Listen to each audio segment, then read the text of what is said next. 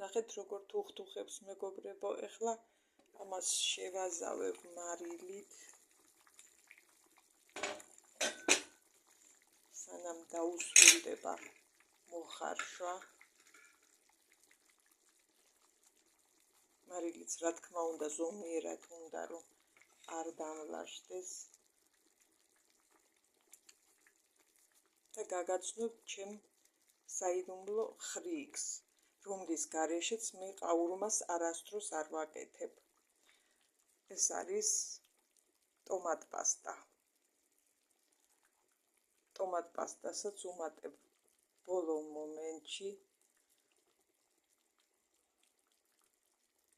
აი, 2 სავსე სუფრის კოვზი სრულიად საკმარისია. ამგვარად მომზადებული ყაურმა ძალიან გემრიელი გამოდის. ტომატ პასტაც აძლევს თავისებურ განსაკუთრებულ გემოს.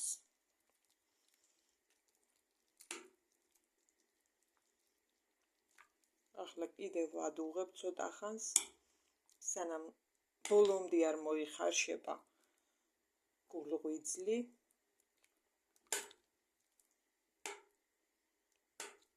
დავაფარებ ისევ თავსახურს და დაველოდები ბოლომდე მოხარშვას.